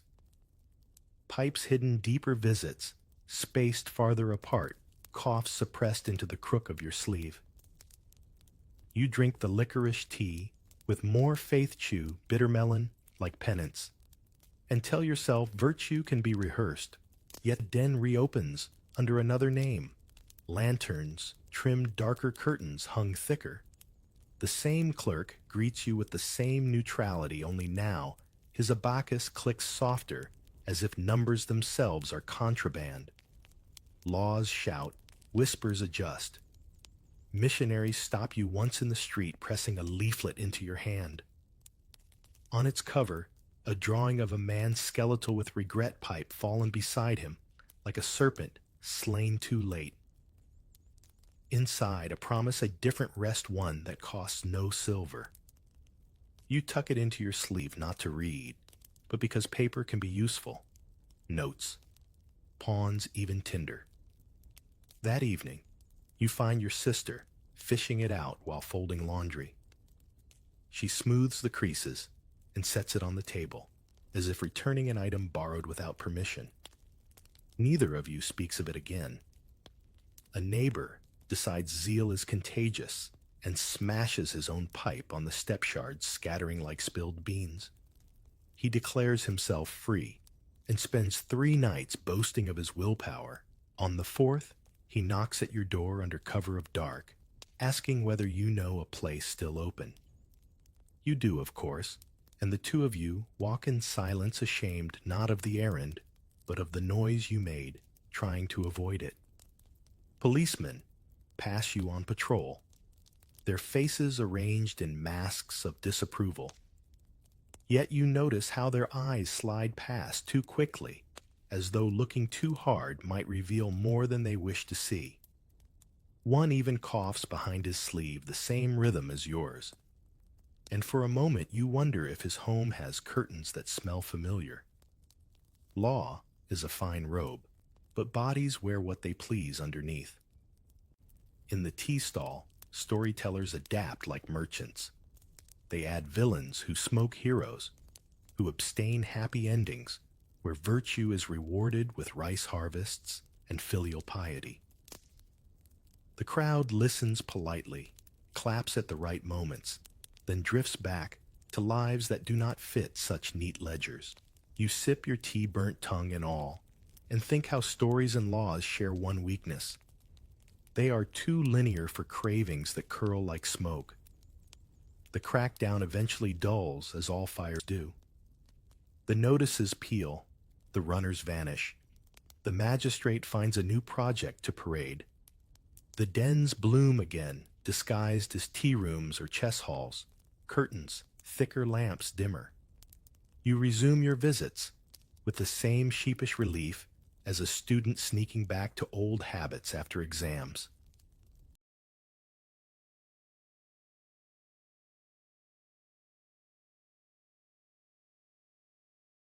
The pipe returns to your hand, warm and loyal, and you realize that edicts can move ink, but smoke moves through lungs uninvited. Port cities are like mouths that never close. Ships dock, sailors spill out warehouses, swallow goods, and the streets chew everyone who wanders too close. You find yourself in one, after a cousin insists opportunities wait, where foreigners land with their crates of cloth and crates of problems. The air smells of coal smoke and seawater, of roasted peanuts hawked by children who run faster than tax collectors. Above all, it smells of money, sharp and metallic like someone shaking coins near your ear. The wharves are alive with languages that collide instead of blend. English, from pale men in stiff coats. Portuguese murmured by traders with rosaries dangling. Cantonese snapped fast by dock workers who move like ants carrying mountains. You catch phrases here and there, indigo silver insurance, and wonder when words became cargo too. In alleys branching off the main roads, compradors stand like middle gears in a machine translating greed into whichever tongue pays best. They smile as if every customer is family, though their ledgers prove otherwise. Temptation hangs thicker than the smoke from 100 pipes. Shops display foreign glass bottles, filled with liquids the color of stained glass windows. Fabrics ripple brighter than anything your mother could weave, dyes loud enough to sing their own songs. One merchant waves a tin of biscuits and promises they will not spoil for months. You bite one out of curiosity and nearly choke on the sweetness as though sugar were a weapon rather than a treat. You laugh at yourself and buy 2 more tins because laughing doesn't erase wanting. The docks teach you a new kind of arithmetic. Coins flip faster, debts settle slower, and the pipe becomes a line item in a city where everyone is paying someone else. Runners know your face after only a week, nudging you toward dens hidden behind tea banners offering discounts that evaporate the moment you sit down. You swear you'll outwit them, then discover you've walked straight into the rhythm they built. Isn't it strange how cities predict you before you predict yourself? In a back room, you meet men from inland provinces who came chasing silk trade dreams and now chase smoke instead. Their accents mark them as outsiders. Their slumped shoulders mark them as locals already. They trade pawn tickets like gamblers trade dice, bragging over whose interest rates are kinder, whose clerk is secretly generous. You join their laughter, though you sense the joke is sour. Tickets multiply here the way weeds do after rain. Foreign sailors join the haze, too sprawled on mats with the same half-lidded eyes you've seen 100 times. They speak words you can't catch, yet their sighs translate perfectly. Some boast loudly, in their own tongues, claiming adventure. Others lie silent, oceans heavier than lungs can bear. You study them, and realize smoke is a language with no dialect. Everyone coughs the same, everyone drifts the same. The pace of port life wears you down faster than work ever did inland. Ships arrive by schedule, and suddenly your cravings keep schedule too. Nights stretch into early mornings, while you tell yourself you're only keeping up with the tide. You eat less, move, less redeem. Pawn tickets later. The coins you earned unloading crates of foreign flour vanish into the curtain's shadows before flour can turn into bread on your own table. News of wars filters through taverns like gossip. Britain's fleets demand ports open wider. France flexes its guns. Treaties multiply like weeds. You picture entire provinces bent by signatures you never see, and yet here you are bending yourself for a single ember. Macro and micro collapse together. The empire leaks silver by the chest, you leak coins by the string. Both of you cough at night. Once, while staggering out of a den at dawn, you hear a hymn in English, drifting from a chapel. The words blur, but the melody carries an odd calm, like a river unbothered by the traffic on its banks. You pause, listening, then move on toward the market, where fishmongers shout prices. For a moment, you wonder which sound belongs to the future hymn or haggling. Your body votes quickly, lungs craving smoke legs, steering you toward another curtain. The plan begins, as all heroic plans do, with paper. You sit at the table, brush in hand, writing characters that promise victory, no pipe for 7 days, then only half pipes, then never again. You underline the never twice the way generals underline supply lines on maps. The ink looks fierce. Your hand trembles anyway. You tack the sheet to the wall, convinced visibility equals success, though you notice you've placed it beside the pawn tickets, a strange parliament of broken promises. The first night is a negotiation with your own nerves. You brew barley water, swallow licorice tea, chew bitter melon until your tongue recoils. You pace the room, open the window, close the window, lie down, sit up. Minutes stretch like wet cloth pulled on a rack, sagging heavier with each pull. You count them as if they were coins, but they never stack properly. You imagine the pipe as a stern creditor knocking at the door, patient, amused by your refusal to answer. By dawn, your body has staged a rebellion. Sweat soaks the mat. Your fingers twitch like fish out of water, your stomach both empty and clenched. The cough arrives in mock sympathy, reminding you that your lungs already belong to another landlord. You stagger to the basin, splash water on your face, and tell yourself, this is cleansing, that suffering now buys freedom later. The mirror replies with hollow eyes mutters that debt collectors rarely sell freedom at discount. Daytime brings distractions. You throw yourself into work copying numbers with manic neatness, stitching soles as if the empire's feet depend on you alone. Colleagues praise your speed, unaware it is desperation disguised as diligence.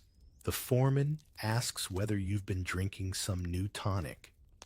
You nod, because the truth that you are clinging to a raft of self-control in a sea of craving sounds less believable than tonic.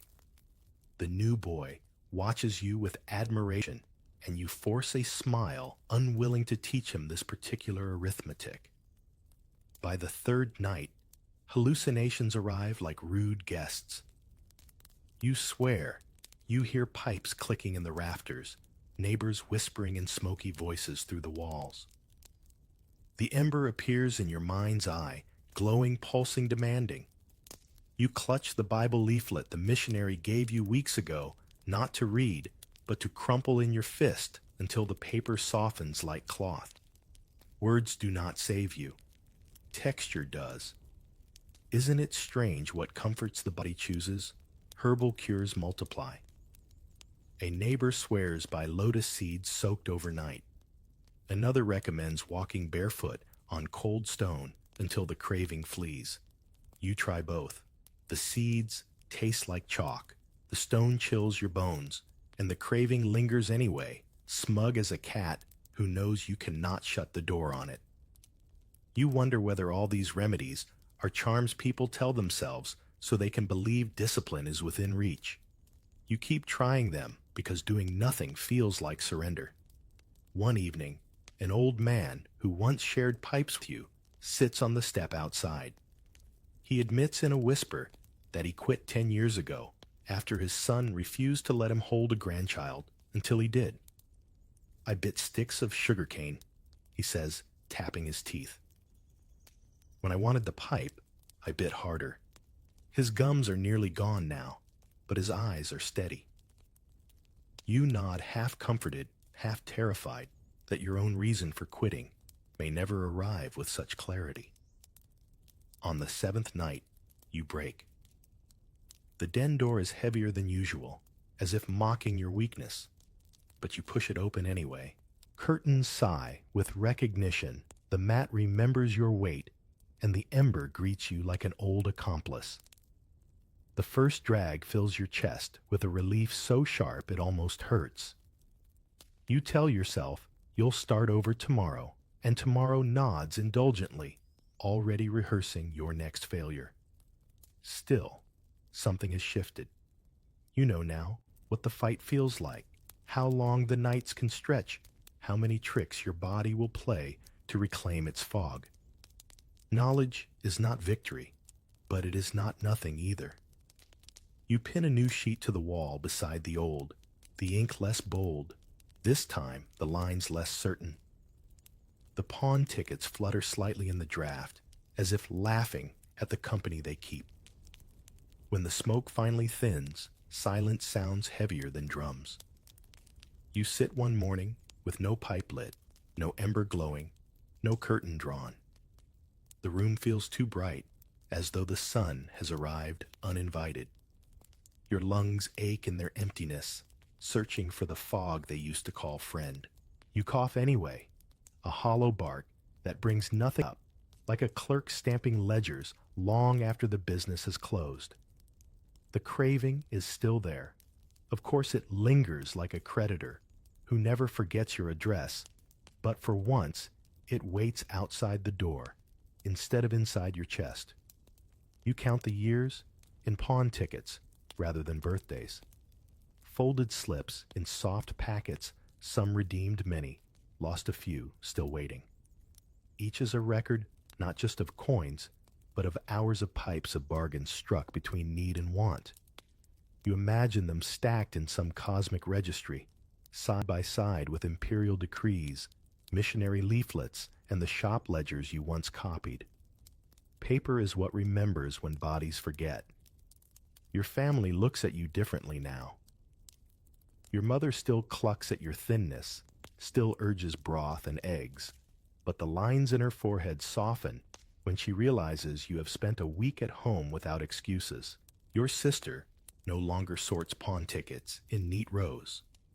She tucks them into a jar and hides it away as if secrecy itself could purchase redemption. The child cousin who once asked about your yellow fingers now asks you to tell him stories, and you oblige, surprised your voice can still make someone laugh. Work remains a fragile arrangement. You stitch slower than before, copy numbers with more pauses, but you arrive on time and leave with wages honestly earned. The foreman gives you smaller tasks, not out of scorn, but calculation better steady embers than collapsing flames.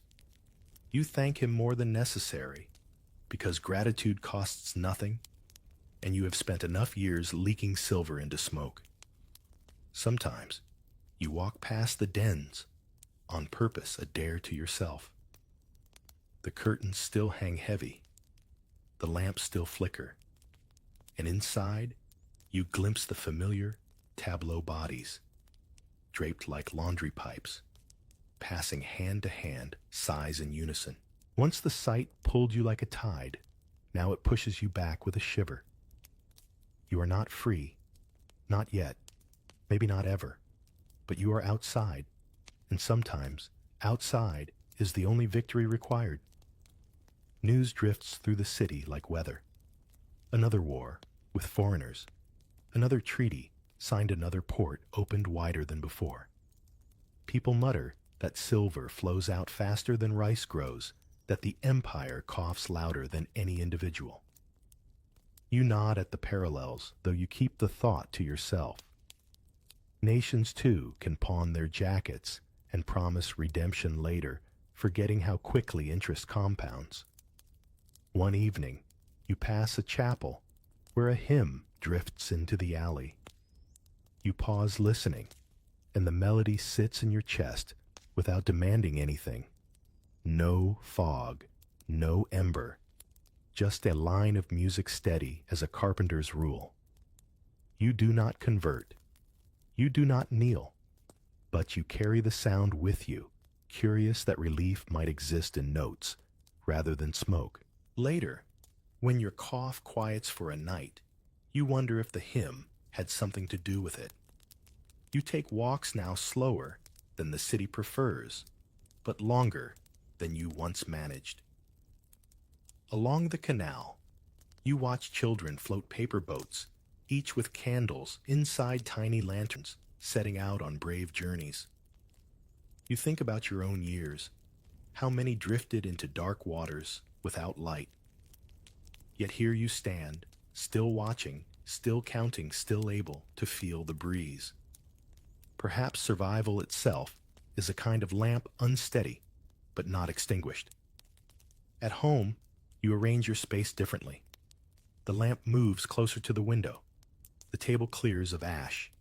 The bedding smells of sun instead of soot. You hang the pawn tickets one last time, not as debts, but as testimony. They flutter when the window opens a fragile banner, declaring both failure and endurance. You imagine someone in the future finding them and asking, whose life was written on these scraps? You hope the answer will not be pity, but recognition. A man who drifted, a man who returned, a man who learned the weight of smoke. The silence deepens. It is not comfortable yet, but it is yours. The empire still wobbles, the ports still roar, the cough still lingers. But in this moment, you are sitting upright, hands steady on your knees, breath entering and leaving without permission. Slips. The pipe does not glow, the curtain does not sway, and you realize this plainness, this absence, is the rarest luxury you have ever purchased. And now, as the story settles, like ash after the last ember, you see it clearly. The life of an opium addict in 19th century China was never just smoke, but hunger bargains and quiet reckonings with time. Every pawn ticket, every cough, every night stretched too long carried not only the weight of one body, but the echo of an empire losing its breath. Let the haze of those streets drift away, now leaving only the soft silence of reflection. Close your eyes, let the noise fade, and drift gently into sleep, carried by history's slow